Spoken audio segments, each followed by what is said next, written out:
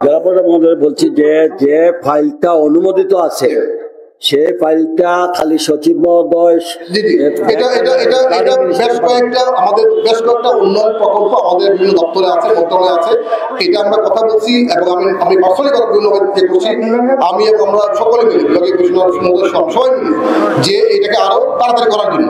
কারণ এই যে বারবার এটাকে দেরি হতে মানুষের আসলে সাফারেন্সের কোনো শেষ নাই, এখানে অনেক কষ্ট হচ্ছে। তো আমরা চাই অতি শীঘ্রই এগুলো পাস হোক, সরকারি কাজগুলোতে উন্নয়নে কাজটা শুরু করতে পারবো। Respect to the honourable VC, আমি দুটো জিনিস আমার মানুষ জানতে চায় যে রেল লাইনের সংস্কার ছাড়া আপনি তুলতে পারবেন না, কপি লাগা। এটা হচ্ছে the first mandatory work to develop the rail line. আর এয়ারলাইন ইন্ডাস্ট্রিতে আপনি 3 সপ্তাহ বলেছেন, আমরা 3 সপ্তাহ না, আমরা 4 সপ্তাহের মধ্যে সমাধান চাই। সমাধান রেল লাইনের যে প্রজেক্টটা, এই যে রেল লাইনে আপনার যে এই লাইনটাকে সংস্কার করা, এটার সময় লাগে, কারণ এটা টেকনিক্যাল বিষয় আছে। এটা একটা টেকনিক্যাল টিম এই রেল লাইনটা পুরো স্টাডি করে একটা প্রজেক্ট তৈরি করতে হবে, তারপরে পাস হবে, তারপরে কাজ করবে। এটা আমি আপনাদেরকে আমার ধারণা এটা কিন্তু মিনিমাম 1 বছর লাগবে হচ্ছে আপনার রেলটা স্টাডি করে, বা এটা আমাদের করা উচিত। বাট আমি চাইবো এটাকে এমনভাবে করা উচিত যাতে করে আজ থেকে আগামী 100 বছর পর্যন্ত রেলের হাত দিতে না হয়। ঢাকা সিলেট এবং সিলেট তাওয়াবিল যে হাইওয়েটা হচ্ছে, এটার সাথে কিন্তু আপনার সিলেট শহরকে কিন্তু সংযোগ করা হয়নি। এটা আপনি জানেন কিনা আমি জানি, আমার সিলেট শহরকে সংযোগ করা হয়নি। তো আমরা এখন ঢাকা সিলেট হাইওয়ে এই কাজটাকে খুব এক্সপেরিয়েন্স করার চেষ্টা করছি। অধিগ্রহণ প্রায় শেষের দিকে, আমরা আশা করছি 1 মাসের মধ্যে মোটামুটি প্রায় শেষ হয়ে যাবে।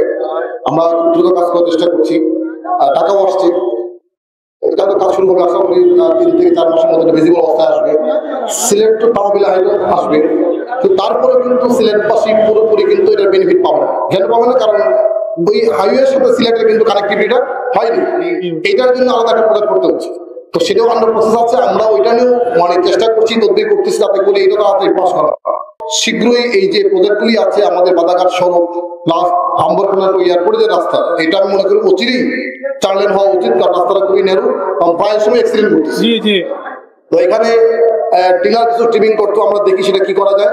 আমি মনে করি আমাদের দুটোই কি এনশিওর করতে হবে, একসাথে পরিবেশ রক্ষা করতে হবে, উন্নয়ন করতে হবে, ব্যবসা করতে হবে, মানুষের চলাচলকেও নির্বিঘ্ন করতে হবে।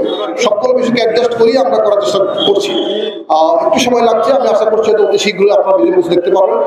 আমি এবং আমাদের এখানে ঘুমাশো চত্বর থেকে এর যে রাস্তাটা, এই রাস্তাটা খুব খারাপ। তো এটা গত আমরা 3 থেকে 4 দিন আগে আমরা অনুমোদন পেয়েছি। আশা করছি এই রাস্তাটা হয়তো ইমিডিয়েটলি কাজ শুরু হবে, হবে ইনশাল্লাহ। তো এইগুলো হলে একটু মোটামুটি আগাবে। আরেকটা অসুবিধা হচ্ছে আমাদের এখানে, জানেন যে এই শহরে কিন্তু এই শহর না শুধু আমাদের বেশ কয়েকটি বোতলে পানি খাওয়ার সমস্যা, খাওয়ার সমস্যা। এটা একটা প্রজেক্ট আছে, আমরা এটাকে আরো দ্রুত চেষ্টা করবো পাস করানোর জন্য। কারণ আমি মনে করি যে এখানে আমাদের গ্রাউন্ডটা অনেক নিচে নেমে যাচ্ছে, সুতরাং পানি খাওয়ার একটা ব্যবস্থা অবশ্যই আমাদের করা উচিত। এটা নিয়ে আমরা কাজ করছি।